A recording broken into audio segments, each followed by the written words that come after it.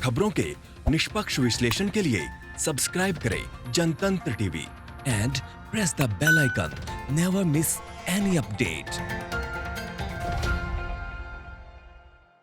तो चलिए, बिहार के रण के लिए आरजेडी के उम्मीदवार मुकेश लाल यादव की क्या सोच है, आपको दिखाते हैं। चुनाव है और चुनाव को लेकर तमाम प्रत्याशी जो है अपने अपने क्षेत्र में लगातार जनसंपर्क अभियान चला रहे हैं। हमारे साथ जो है उम्मीदवार हैं आरजेडी के मुकेश लाल यादव जी। सर, ये बताइए किस तरह का रिस्पांस मिल रहा है? आप क्षेत्र में जा रहे हैं, जनता क्या कुछ कर रही है आपको? अभी आदरणीय नेता तेजस्वी यादव के द्वारा और हम लोग सबों के नेता लालू प्रसाद यादव जी का विश्वास मुझ पर था, उसके दरमियान मुझे राजद के प्रत्याशी बनाया गया है।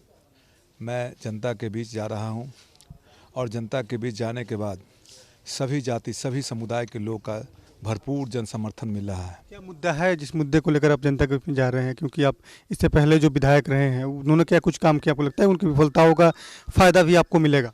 कहीं कोई काम नहीं। सत्ता में जाने के बाद लोग पद पर पहुंचने के बाद जब मिल जाता है तो पटना दिल्ली अगोरने लगते हैं, जनता के कोई दुख सुख में नहीं रहते हैं। इसका मुझे भरपूर समर्थन मिल रहा है।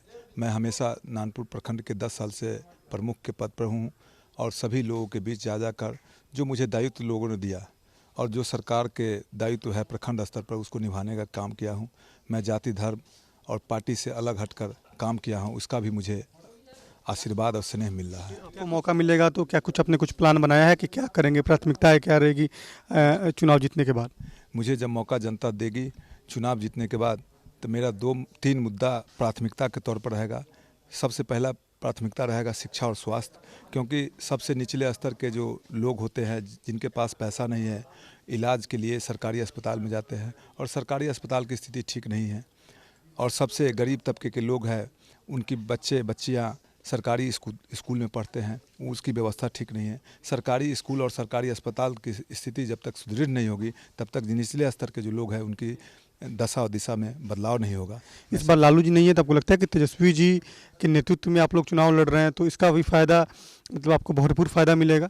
पूरी तरह से हमारे नेता पूरी परिपक्व है और सभी जो खास करके बिहार के युवाओं में तेजस्वी जी के प्रति किसी जाति किसी समुदाय के प्रति जो तेजस्वी जी के सम्मान में जो लोग हैं, सभी जाति समुदाय में तेजस्वी जी के प्रति सम्मान है, उनका हम लोग को भरपूर समर्थन मिल रहा है क्षेत्र में, खास करके युवाओं का। महागठबंधन के तमाम घटक दल एकजुट हैं, आपको लगता है कि सारे लोग मजबूती के साथ आपका साथ दे रहे हैं? एकदम सब लोग एकजुट है और जनता, सबसे बड़ी जनता जो है से हमारे क्षेत्र में एकजुट है। हमको बहुमूल्य वोट देकर चुनाव जिताने का काम करेंगे। जो प्यार स्नेह मिल रहा है वो मुझे उम्मीद से ज़्यादा मिल रहा है। बिल्कुल, जो वर्तमान में उम्मीदवार हैं वो ये दावा कर रहे हैं कि जो उन्होंने काम किया है और लालू जी और तेजस्वी जी के नाम पर यहाँ की जनता एक बार फिर उनको विधानसभा चुन के भेजने का काम करेगी। कैमरामैन जसवंत के साथ उनीश कुमार, जनतंत्र टीवी, बाजपेटी।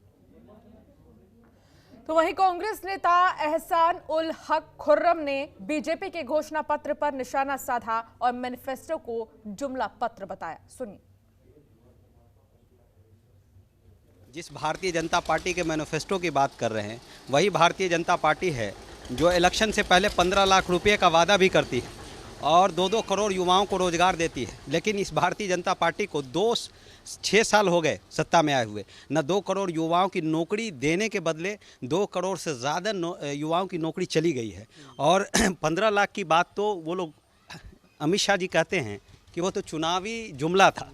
तो हमको लगता है कि ये जो अभी मैनिफेस्टो आया है ये भी चुनावी जुमला है, बिहार के जनता का छलावा है, बिहार की जनता को बेवकूफ़ बनाने की और गुमराह करने की भारतीय जनता पार्टी की और एनडीए सरकार की हुकूमत की ये एक पॉलिसी है। और जिस कोरोना के वैक्सीन के ऊपर ही लोग बात कर रहे हैं, ये कोरोना वैक्सीन फ्री में देंगे नहीं देंगे इसकी तो कोई गारंटी नहीं है। जब कोरोना में लोग आ रहे थे, पैदल आ रहे थे और उनके ऊपर ट्रेनों से रौदा जा रहा था, तो उस वक्त तो इन लोग को फिक्र नहीं थी। जिस ट्रेन में भारत के पूरे अवाम का जिसमें हक बनता है कि उनको उनके घर तक पहुंचाया जाना चाहिए, उस वक्त तो ये ट्रेन नहीं दे रहे थे। और ये वैक्सीन।